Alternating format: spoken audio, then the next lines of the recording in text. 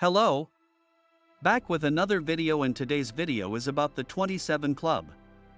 The 27 Club is an informal list of popular musicians, artists, actors, and other celebrities who died at age 27, often as a result of drug and alcohol abuse or violent means such as homicide, suicide, or transportation-related crashes. The phenomenon has been a subject of popular culture, celebrity journalism, and entertainment industry lore since the late 1960s, when several prominent rock stars died at that age. In this video, I will focus on famous 27 Club members and conspiracy theories behind it. Disclaimer: I am not sure what is true or false in this video. I just find the information and make videos. Please do not take any information from this video as factual. Thanks. The history of the 27 Club started with its first member, Robert Johnson. Robert was a blues singer and recorded chilling, folkloric songs about hellhounds, the devil, and general despair amid swinging, dissonant, sometimes off-kilter guitar lines, the likes of which have reverberated through rock and roll for decades. In August 1938, just a few months after his 27th birthday, Johnson made moves on the wife of the owner of a roadhouse where he was playing, drank from an open bottle of whiskey he was offered, and died 3 days later of strychnine poisoning and pneumonia. Another famous member is the founder and original leader of the Rolling Stones, drowned in the swimming pool of his home in East Sussex, England. Jones' death at his country home in England in 1969 seems to be the result of his foolish behavior. To mix alcohol and drugs and then dive into the swimming pool was to swim directly into the arms of death. The death of Brian Jones has become one of the most persistent mysteries of rock and roll, with many people questioning the official version of what happened. Even members of the Rolling Stones have expressed doubts. Jimi Hendrix was another famous rock star who joined the 27 Club. Jimi Hendrix took some sleeping pills, and nobody knows for sure how many pills he swallowed, or whether he understood what he was taking. The drug was Vesparax, a strong barbiturate. Half a tablet was enough to put a man to sleep for 8 hours. Jimi may have swallowed as many as 9. He had also been drinking. This was foolish and reckless, but it was in character. During his years on the road, Jimi had got into the habit of using drugs indiscriminately. The rock guitarist died in London of asphyxiation while intoxicated on barbiturates. Janis Joplin, another 27 member who was a blues singer, got her heroin kit out and injected a vein in her left arm. Then she went to the cigarette machine in the hotel lobby, returning to her room with a pack. She closed the door, started to undress, and reached to put her packet on the nightstand.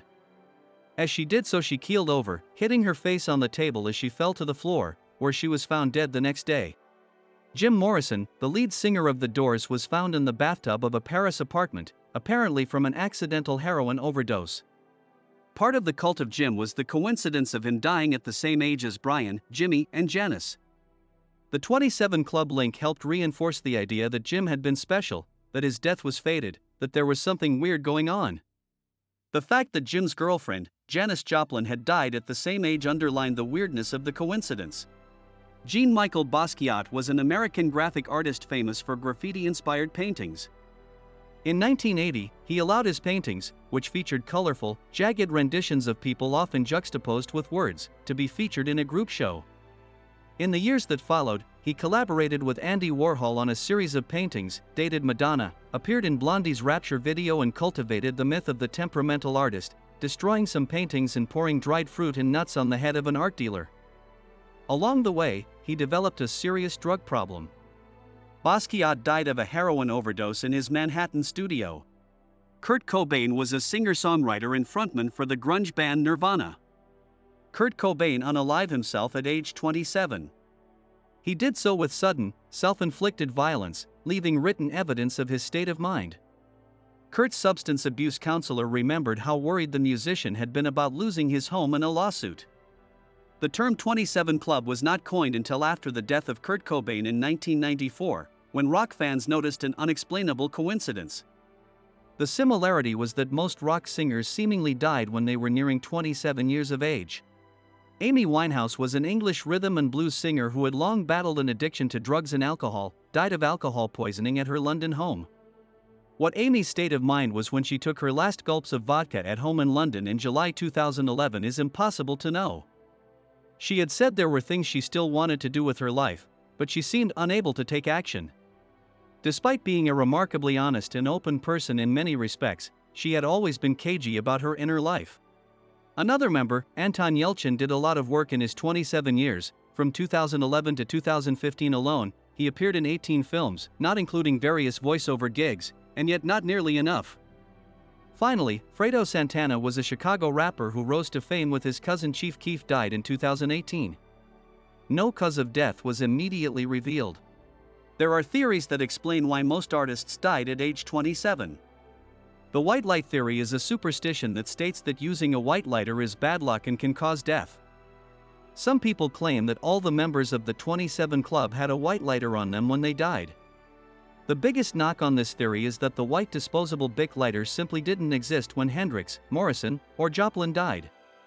The first disposable Bic lighter wasn't produced until 1973, more than a year after Morrison's July 3, 1971 death, and Hendrix and Joplin had both passed away even earlier, in 1970. While it simply isn't possible for Morrison, Hendrix, or Joplin to have been in possession of a white Bic lighter at the time of their deaths, they could have been carrying some other brand of disposable lighter, such as the Cricket. However, this is also unlikely. The Cricket was available in the 1960s in France, but it wasn't commonly found in the United States until after the brand was acquired by Gillette and introduced to American customers in 1972, well after the deaths of Hendrix and Joplin. Jim Morrison had been living in France just prior to his death and had expired in his Paris apartment, so he quite possibly could have encountered Cricket lighters prior to their introduction to the American marketplace.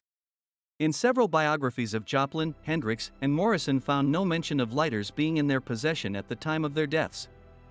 In fact, mention of white lighters seems to appear only in articles that propagate the rumor. Of the four musicians frequently associated with this rumor, only Kurt Cobain could unquestionably have been carrying a white Bic lighter at the time of his death. Since he unalived himself in 1994, long after Bic had gained prominence in the United States. According to a set of photographs released by the Seattle Police Department in 2014, Cobain had two lighters in close proximity to him on the day of his death. However, neither of those lighters was in his pocket, and neither was white. One multicolored lighter was discovered in his heroin kit, and another lighter that appears distinctly pink in photographs was found nearby. The official Los Angeles Medical Examiner coroner's autopsy report for Janis Joplin is available online and makes no mention of any cigarette lighter of any brand, color, or type having been found on or around her body. Jim Morrison died in the bathtub of his Paris apartment and therefore couldn't have had any lighter on him when he expired, since he was not in the habit of bathing fully clothed. Also, Morrison was determined to have died of heart failure, so French authorities deemed an autopsy unnecessary and did not perform one. Therefore, no autopsy report ever existed to document the presence of a lighter found near his body or in his clothing, as claimed. Jimi Hendrix's death certificate listed his cause of death as inhalation of vomit and barbiturate intoxication is available online, but no one could not locate a full copy of his autopsy report. Nonetheless, there are no secondary references to that report indicating it included any mention of a white cigarette lighter on or about Hendrix's body. There's extremely little chance, and zero evidence documenting, that any of the four musicians mentioned above had white disposable lighters in their pockets at the time they breathed their last.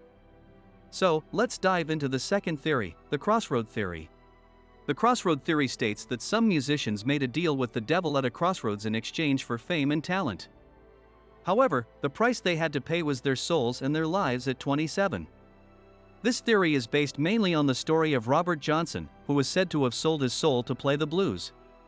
The story goes sometime in the 1930s, Robert Johnson, an itinerant blues player from Mississippi, had a late-night encounter at the crossroads with the devil or with an African spirit being named Papa Legba and sold his soul in return for a supreme talent as a musician. When he returned from his pilgrimage, he had improved so much, played and sang so much better, was playing things on guitar nobody ever heard of before, and that people started saying he had sold his soul to the devil.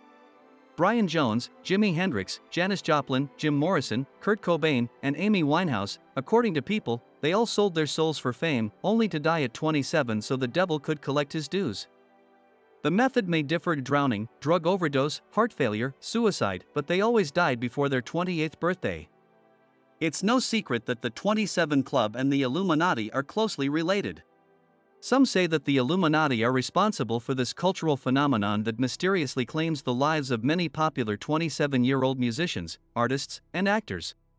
The Illuminati theory is a conspiracy theory that states that some celebrities are members of a secret society called the Illuminati, which controls the world's largest corporations and orchestrates major world events and trends. However, some celebrities who want to expose or leave the Illuminati are killed by them at 27 as a warning or a sacrifice. This theory is often supported by finding hidden symbols or messages in their music or art. A little history of the Illuminati. In 1776, Adam Weishaupt founded the Bavarian Illuminati, also known as the Illuminati, as an alternative secret fraternity to the Freemasons. Additionally, it advocated the sciences, gender equality, and rationalism. The phrase Illuminati was coined in 1776 in Bavaria, southern Germany, when several like-minded Freemasons banded together to overthrow royal regimes and champion human rights.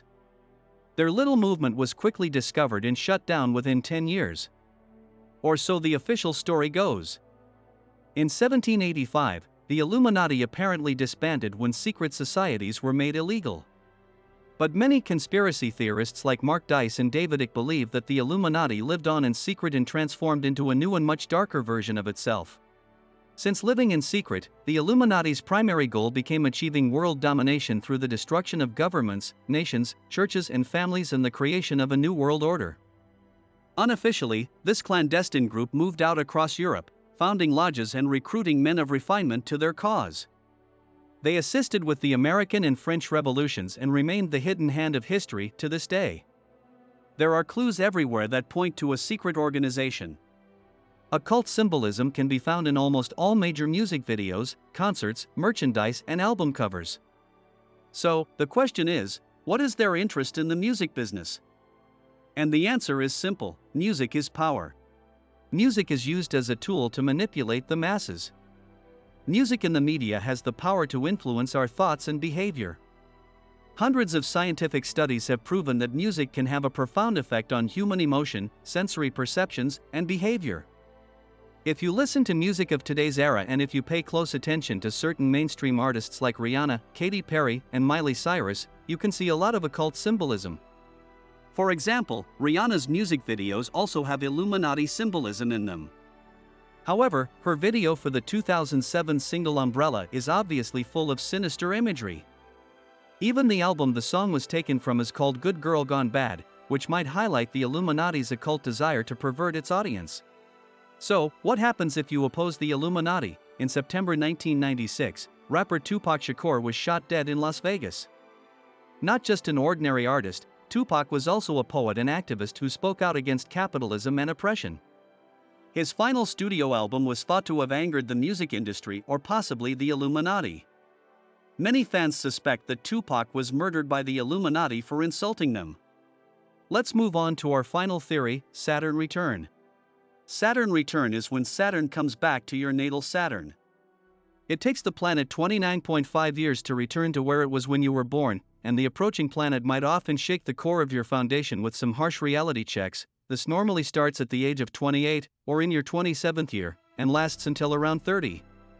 Your Saturn return might offer you some harsh life challenges and checks. Relationships might end, you might be miserable in your work or unable to find any, your creativity might be at an all-time low, and you'll realize that all the smooth sailing you've been doing through your teens and 20s are about to come to a very abrupt end. Saturn hits you in the face with realization that you're an actual adult, and trying to resist it will only make it worse. The best thing you can do is to try to view Saturn as your honest uncle, the one who offers no bullcrap advice and gives you a clear idea of the harsh reality of coming of adulthood about to come. However, how does one cope with such a drastic life change when constantly in the spotlight, always on the road, loved by everyone but lonely and alone, and with an endless supply of booze and drugs to take the edge of all of the above? There is no scientific reason behind these deaths at 27, and they all might as well just be a coincidence and result of the outrageous lifestyle of successful but troubled artists. However, it could also coincide with them all coming of age and being faced with challenges they were completely unprepared for, while the world expected it all from them. Many of those that end up joining the 27 Club do so because of a tie to substance abuse, which often occurs because they are trying to block themselves from learning the lessons that these planets bring into our lives. Saturn is known as the Lord of Time and Karma, and it is often connected to an important parental figure in our life. Saturn brings lessons on the foundation of our lives, where we are living too recklessly and where we aren't doing the work that we need to. Saturn is the planet that brings painful lessons that are often associated with our childhood wounds, especially those of rejection, abandonment, and even not feeling loved for who we truly are. It is really sad that many celebrities die at age 27. Guys, let me know in the comments if you believe all the conspiracy theories behind the 27 Club. If you like this video, please subscribe, like and share. I will be back with more videos.